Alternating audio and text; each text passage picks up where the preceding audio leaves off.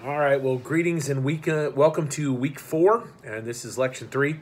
Thus far, as we made our way through this week, we've paused to reflect on the postures of Christian neighboring. So far, the postures of vulnerability and peace. In this lecture, I want to pick up the third posture, one that I will call the posture of witness. This might seem like an odd posture to suggest, but I believe that given the text that we've been using this week, Luke 10, it's one that makes great sense. When Jesus sends out the 72, he gives them a directive. He states, "Stay there, eating and drinking whatever they give you, for the worker deserves his wages. Do not move around from house to house. When you enter a town and are welcomed, eat what is offered to you. Heal those that are ill and tell them the kingdom of God has come near to you." It's the final line in particular that I want to draw our attention to, and then we'll move backward from there. He states, "Tell them that the kingdom of God has come near to you." That proximity of the kingdom is apparently wrapped up in the presence of the one who has come in vulnerability and peace. A desire to seek the well-being of those with whom that space is shared. The recognition of the kingdom already anticipates the presence of the kingdom in the one who bears witness to that kingdom in their lives and action. See, Christian neighboring is about postures of bearing witness to the countercultural realities of the kingdom of God in this world. This is where much, personally, I think this is where much Christian neighboring goes wrong. See, Walter Brueggemann, a famed Old Testament scholar, would suggest that the church has been guilty of confused scripts, meaning that the counterscript of the kingdom has become enmeshed and wrapped up in the scripts of this world. He points to 4 primary scripts. Scripts like the therapeutic script of Western culture. There's a coping mechanism for all of our pain. The technological script, meaning that we have infinite capacity to have the world the way we want it. The consumeristic script, the whole of life that can be measured based on our earning and spending capacity, neatly organizing our human experiences based on preference and not devotion, comfort and not sacrifice. And the militaristic script that values protectionism and security over risky love and vulnerable holiness. He particularly points to those 4 scripts, and I couldn't agree with him more. But I would add that the kingdom of God script has become enmeshed in the politicism of our day, the materialism and secularity of our day, and the identity politics of our day, some of which we've already discussed briefly in this class. But what this means is that the church's practices, because those scripts have become enmeshed, looks remarkably like the practices of the world surrounding us, creating confusion for those that look to the church for an alternative or for the hope of redemption and healing. The problem is the church in its practice and its word, in its going out from itself, looks just like those it's going to. And that's not to say that we're self-righteous or we're holier than thou, but there should be something about the kingdom script that deeply influences our lives so that the way we look is different. Christian neighboring recognizes the necessity for the countercultural witness of those that identify the points of narrative confusion and enmeshment and seek to offer in word and practice an alternative to the experiences of others. Now, in making known the proximity of the kingdom, we live as though the kingdom has come and is coming. The question becomes, I think, is what does the kingdom existence look like, and that we might offer it as an alternative in our Christian neighboring. Now, I think we can look to many examples, and some of them are not far removed historically from where we are, examples of what I would understand to be a countercultural movement. One could look to Dorothy Day and the Catholic worker movement. You can read about her movement in the book called Loaves and Fishes, in which she describes what it means to live in this alternative communal world of making one another each other's neighbor and ensuring that we are our brother and sister's keeper. One could look to Dietrich Bonhoeffer, and he gives description of this in a book called Life Together. One could look to The Simple Way and Shane Claiborne, an organization that highly values Christian neighboring in Philadelphia through a vulnerable presence among some of the most troubling neighborhoods in Philadelphia. One of my favorites to look to is an organization that has informed my spiritual imagination, regarding the nature of community, friendship, and hospitality. It's an organization that I believe shapes its people to live out this alternative, offering vulnerability, peace, and holistic care and flourishing, as well as a countercultural witness. The organization is called L'Arche Communities throughout the world, started by one of my favorite authors, a gentleman by the name of Jean Vanier, and instrumental in the life and reflections of Henry Nouwen as well. L'Arche is an organization that creates homes for the mentally and the physically disabled, those thrown away by society, creating spaces of care and dignity. Now, I understand that this is an extreme case for community. However, I believe that sometimes we need to look to the extremes like this organization and the people that I've mentioned above to shake us out of our enmeshment in those confusing scripts and call us into this radical alternative. This movement is understood in powerful ways by Jean Vanier in his writings. For instance, Befriending the Stranger and Community and Growth, either of which you can pick up.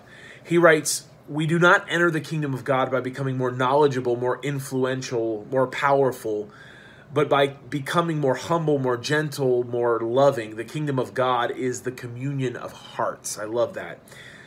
He's basically suggesting that the kind of witness that Christian neighboring demands is a shucking off of those entrapments that often allure us in this world, and so that we can embody this countercultural kingdom, one embodied in character that is differentiated from those who live into the scripts around us. He then suggests that this going out from ourselves to the other means a refusal to separate ourselves from the other in importance, in status, or hierarchy, but instead is marked in this ever-deepening call to humility. He writes, "The vision of God is to go down the social ladder, to take the lowest place in order to be with the weak and the broken. Then God rises up with them to build a new humanity, which does not forget or exclude anyone. Many people want to climb up the social ladder or individual success and promotion, to earn more, have more, to dominate, to build up one's own personal glory and reputation." But then he goes on to write, "The secret of Jesus is his simplicity and humility, the way he embraces the lost and the broken, and with them creates communities of hope, communities of the kingdom." So he writes this and he embodies this, and so does Henry Nouwen in what we would call radical ways, but just becomes the way of being in the kingdom for them. Nouwen abandons his Ivy League professorship to live among those that could demonstrate zero appreciation for his intellectual acumen. He lived and loved, embodying his ethos of vulnerability, peace, and holistic care and flourishing. And you can read a great book for this, is Adam the Beloved, in which Nouwen recounts the care that he offered to someone who was completely uncommunicative and how challenging that was for him to find Christ in those moments. And again, these are radical examples, I get that, but in reading that, we're shaken from our enmeshments in those alternative narratives and scripts that we find ourselves shaped by. And we're forced to reconsider our witness. There's another great final story that I want to leave you with this week. It's by a guy named Tony Campolo. And he tells the story of, and if you don't know Tony Campolo, he's an author, he's a professor, he's a powerful speaker. And he tells the story of how he was in Honolulu, and he was there for, I think it was a conference, or he was teaching, and it was late at night. He couldn't sleep, so he goes down to a diner. And one of the things he noticed is about 2 o'clock in the morning, all of these ladies walk in, and he finally asks the guy at the counter, the owner, the manager, what that was all about. And he spoke to them and told them, those are the ladies of the night. Those are the prostitutes, and they come in after their shift is over, and they eat together.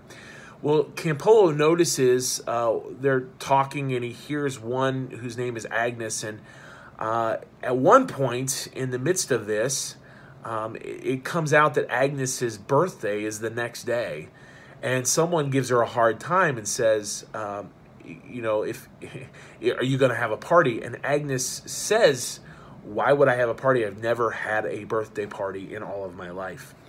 Well, this just breaks Tony Campolo's heart, and who sought to bear a credible alternative witness. He waits till the ladies leaves, and he goes back to the owner / manager of the diner there, and he says, tomorrow night we're going to have a birthday party. And I'm going to bring, and we're going to decorate, and we want to celebrate Agnes. And the gentleman at the diner says, hey, I'll provide the food and the cake. You just provide the decorations. And so the next night, everything's set up. Word had gotten out to some of the prostitutes that this was going to happen. And so Agnes comes in completely unaware of what's going to happen, and they throw this incredible birthday party for Agnes, and she is just absolutely astounded and blown away and touched by it. And then the diner owner or the manager, whatever he was, he looks at Tony Campolo and he says, why on earth would you do such a thing? And Tony Campolo says, hey, honestly, I'm a Christian and I'm a pastor, and I just believe in these acts of radical love and selfless service. And the guy says, you're not a pastor.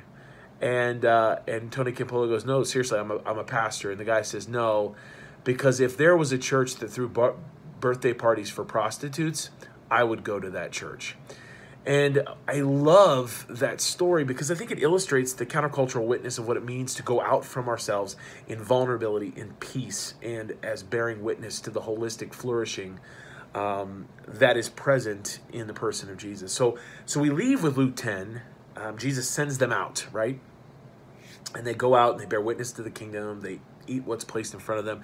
They live in proximity. They live in relationship with those that they're sent to.